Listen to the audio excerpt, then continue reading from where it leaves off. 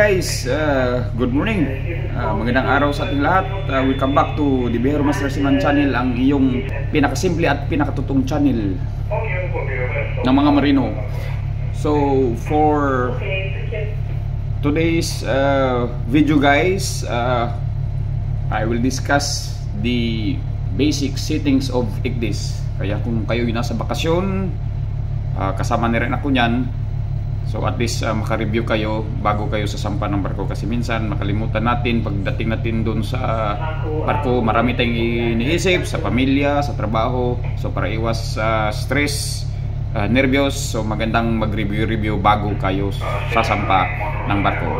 So sa mga hindi pa naka-subscribe dyan, please subscribe my YouTube channel, The Bihero Master Seaman Channel, para lalo tayong gaganahan. So without further ado, let's get started.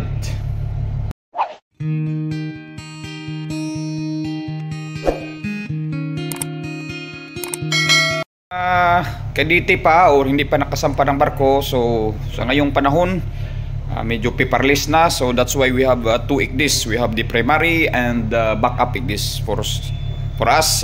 This is our main ICDIS. Tapos yung sa kabila naman medyo malayo-layo.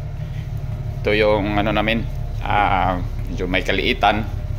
Ito yung backup ICDIS natin. Unlike during the old times na paper charts pang ginagamit.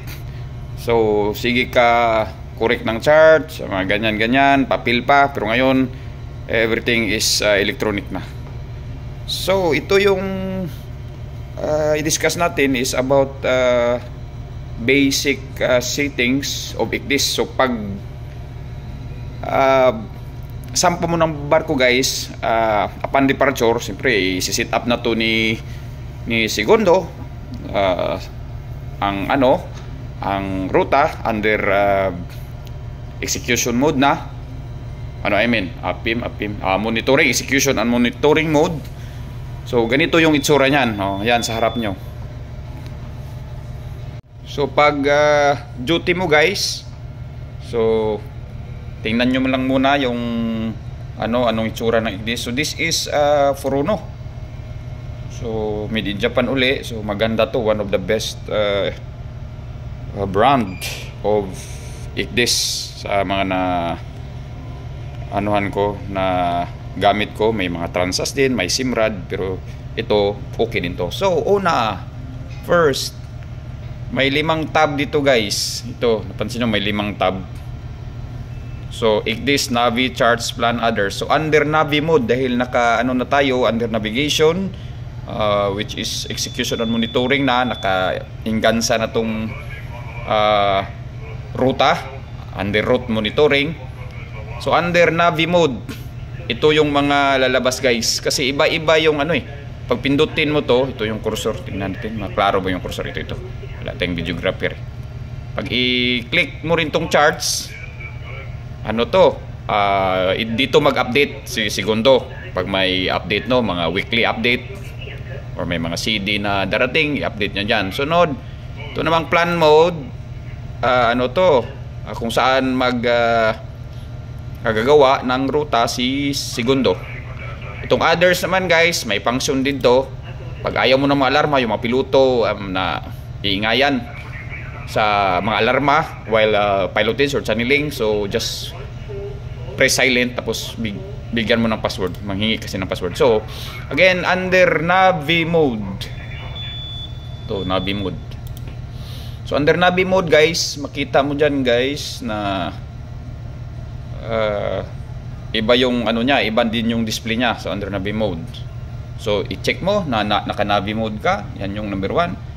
So number 2, dito na lang kung gusto mo mag-range guy, adjust ng range, minus or plus. Ito pwede ka mag-minus, pwede ka rin mag-plus. Pwede din dito sa sa mouse mo, scroll upper or lower scroll lang, so pwede din yan. Dito ba? So ito may kasi itong Furuno, may din, may keyboard and mouse like sa radar Furuno. So ito yung ginagamitan naman lang namin ng guys, wireless mouse, dahil medyo may kabagalan ang nito. yung built-in niya na mouse. So ito, so pwede ka mag-scroll. Ito, scroll ha. So ngayon, next. So dito guys, naka North Up to TM man yan, North Up RM or North Up TM. For me, it doesn't matter kasi from time to time kasi check ka man yung ruta mo. So ang ginagawa pag mag-offsetting ka tsaka mag-center ng barko, drag lang, left click and drag. Halimbawa ito, left click ko tapos i-drag. Ganyan. So ganyan lang kasimple. Kung gusto mo i-center, punta ka, i-center mo lang din. Okay. So now, itong clear radar, wala na yan, pero i-discuss ko pa rin para medyo itong clear radar, pag i-click mo to guys, mawawala to guys, itong mga target, ito ba? Ito may guys. So ang maiwan dyan, chart na lang, parang classmate lang tong clear radar tsaka chart only. So wala na yan. Kung pwede rin, natin, i-testingan natin para makita nyo talaga. Clear radar. Di ba guys? Nawala yung niya. Pero ang tanong, paano ibalik guys? Wala na. Paano ibalik? So dito ka guys, dito sa sa lower right corner, meron ditong TT at saka EIS. So mo lang guys, on mo lang yan. Ito naka-display ang filter off, pati EIS. Ito. So lalabas yung ulit yung yung mga targets. So chart only guys, ito pag gusto mo lang ng chart only, parang tick, lang siya ba? Parang toggle. Pag i-click mo yan, mawala yung target. Tapos pag i-release mo, babalik na naman yung target. So tuloy guys, dahil may bisita ko na yung discussion. So next guys, sa chart only okay na tayo dyan, no? Standard display guys, ito minsan kasi may mga EB or inadvertently ma-press mo ba, tapos nabago, tapos hindi mo alam ba paano magbalik. So titirahin din natin to. So just in case guys na ma-click nyo to, maiba kasi yung yung display ng mga wala yung mga ba. Sige, tingnan natin, wag kukura pa kung ano ang nangawala. Ibig sabihin standard display lang to siya. Okay. Di kita mo yan guys. Napindot na. Ngayon magpapanik ka na, saan man yung paano ibalik. Yun yung problema kadalasan, lalo na sa mga baguhan, nervyos. Huwag kang magnervyos, nandyan lang yan. Ang lang natin, paano natin balik. Okay, ganon din dito guys. So pag ibalik mo to guys, dito ka sa custom. Pero ang custom minsan hindi rin siya kumpleto. So papasukin natin mamaya kung saan tayo papasok. So halimbawa kaya itong custom, i-click mo yan, tapos IMO all ka, babalik din yan siya. Di ba? Kita mo, babalik, pero hindi yan kumpleto guys. Ipakita ko sa yung saan natin hanapin. So kasama to sa basic na settings ng ICDIS. Itong vector chart naman guys, so walang dyan, kasi pag i-click mo rin, it's either vector or raster. So since nowadays vector chart na talaga, so as is lang yan, vector chart. Tapos napansin mo rin itong cursor, ito. So pag cursor, yan yung mo, yan, parang hindi nakita pala. Yung cursor guys, yan yung time to go. Meron siya, may GPS position, tapos may bearing, true bearing, at distansya. Pag kahit saan mo i-point, yan yung mga cursor na information. So may isang importante pa dito guys, itong question mark guys, minsan may tanong ang PEC nito. Normally tinatanong ng PEC kung ano yung latest version ng ICDIS mo. So click ka lang dyan guys sa question mark, tapos about ka. Dito guys, ito yung hinahanap ng guys, PEC is 52 presentation library edition 04.0. So at least alerto ka na. Kapag bago mong sampa, matsimpuhan ka na may PEC, hindi ka pa naka-adjust. So yan lang, dito lang sa question mark. Tapos sa makikita dito, close lang natin Tapos sa makikita dito, manual, nandan din yung manual. Okay. Wala yan. Ito, wala to, profile lang naman to, hindi yan. No touch lang yan dyan, no touch. Tapos oras, kung gusto mo magkapakapa dito, gusto mo mabaguhin, mga UTC, click mo lang yan, UTC. Tapos gusto mo local, tapos kung i-right click mo guys, i-right click ko dito right click ko sa mouse. So adjust local time, pwede ka rin dyan, pero basic lang naman yan, hindi na masyadong ano, ha, yan. Ito, kung gusto mo i-plus 2, minus 2, okay ka lang, cancel. So yan lang yan, UTC, local time, so ngayon adjust.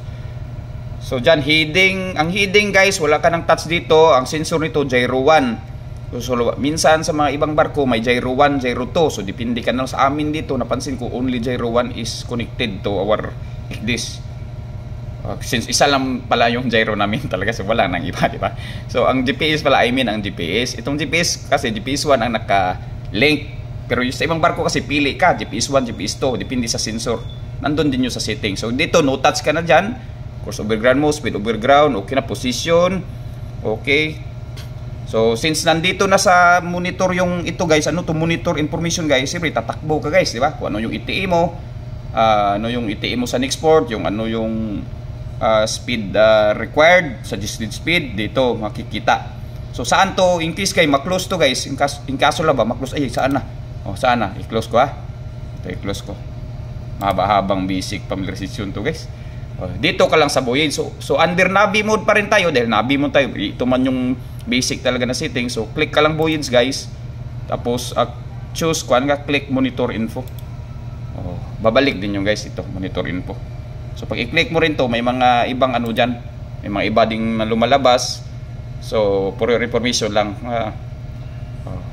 may mga magagamit din yan, pero basically ito lang, yan lang muna. Yan, so monitor info, tapos na tayo. So ang route information mo guys, nandito Tangier to Antwerp kami, nag-angkla kasi kami. So yan yun, ito Aspire, wala ka ng touch dito dahil kasi segundo naman to wala ka na. Tapos dito overlay nav tools, ang pinaka-importante ditong overlay nav tools guys, sa akin lang na yung the rest kasi na set up na yan, hindi nagagalawin. Ito lang yan, TT AIS. At kung mag-angkla ka guys, dito ka sa sa Anchor Watch, yan. Since kami naka-angkla kami, ito yung ano namin, ito yung pinindot ko yung kahapon nung nag-angkla kami. So nag-angkla kami sa ano ba? Ito. Yan yung position namin, diba? Yan yung position namin. Okay, ano pa ba dito?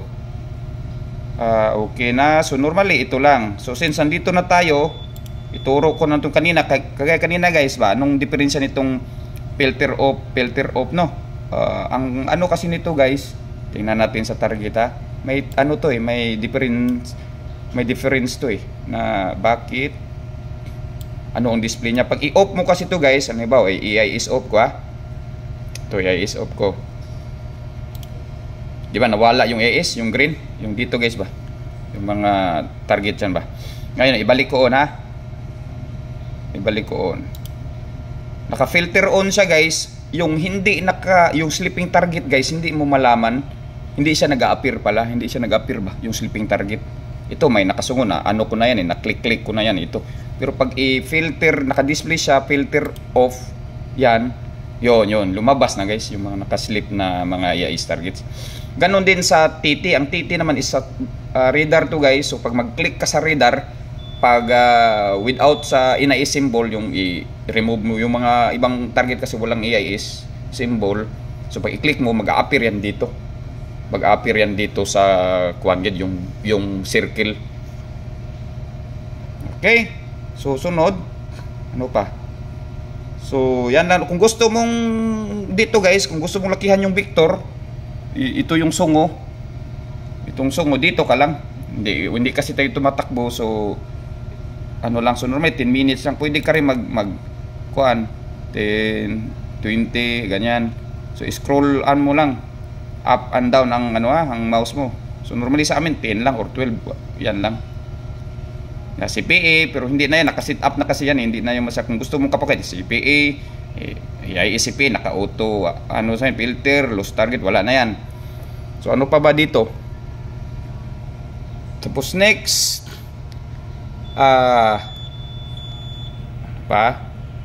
dito guys sa yung kanina, napansin mo kanina pag ito saan kahit na naka-press or yung IMO all, may kulang pa rin. Halimbawa guys, ulitin ko ito IMO standard display ko, i-click ko, mawala man yan, di ba? Ito ba, mawala man yan. So dito ka pupunta sa ano guys, sa display. Ito sa display sa lower left corner. So display ka guys, so click display. Ayan, kumukurog-kurog yung ano natin, display. So set ka, meron din diyang basic setting, chart display, symbol display, tsaka chart alert. Pero pag mag-click ka ng isa guys, re-appear din doon sa menu niya. Yo, napansin mo dito meron din siyang ano, tingnan natin na, scroll down ka. Ito yung pinaka-importante guys talaga. O ito, napansin mo, basic setting, chart display, symbol display, chart alert. O, pwede ka rin babalik doon or dito na lang. So basic setting namin guys, on siya, attribute text box, tapos promotion receipt niya 90% dyan, okay na dyan. Chart display, so napansin nyo guys, maraming na naantik dahil clinic kasi natin yung standard display nung kanina. So marami nang naka-antik dito. So ibalik natin guys, ito dapat naka 4 shades. Medyo hindi ko maklaro yung, so full light lines. Ito i-take mo lahat to guys. Maliban lang sa accuracy kasi kay maraming yung ano, yung sa katsok niya ba. Medyo hindi ko na sinasama dahil ano, sakit sa mata. Tapos latitude, longitude, yan yung hindi kasama. Standard guys, all okay naman, naka-check lahat dahil standard nga siya, di ba? Kanina yung pinindot natin na standard display, naka-tick siya, yan lang yung din-display niya. The rest, wala other guys. Ito, mga spot soundings, sa variable, stick mo rin yan. Klaro ba guys? Kasi wala tayong cameraman, so inanuhan ko lang na maano ko talaga. Okay, ito i-click. Tapos guys, text ito yung mga importante, other text dito. Wala din na tick, di ba? I-tick mo rin yan guys. Next, NTM. Itong NTM guys, yung EIO guys, ano yan, kailangan i-tick mo rin to in kuan yan. Classmate na sila ng sa CMAP, i-click mo rin yan. Yan yung ano guys, yung mga dating panahon namin guys, yung mga TNPs ba, Admiralty Information Overlay. So kailangan i-take. So save mo lang. Napansin mo dito guys, walang pangalan ko guys. Ito ba? Walang pangalan, no? Sangki, di ba? Pag i-save ko na to, magkapangalan yan. Mamaya. Okay. Kasi inano na natin, save. Ano sabi? Wala na save ah. Lalo na pag may alarma, ayaw niyang ma-save. Kaya kailangan daw i-ano yung alarma, i-ano ko muna, i-acknowledge ko yung alarma bago ko i-save. Okay, so na-save na. Pag mag-close, di ba? Yan ano, yung pangalan ko kanina wala yan eh. Sangki 2024. Okay, so sunod guys, balik tayo dito sa display, no? Display. So display tapos set. Yung kanina pa rin na-close ko eh. So dito ka sa chart display.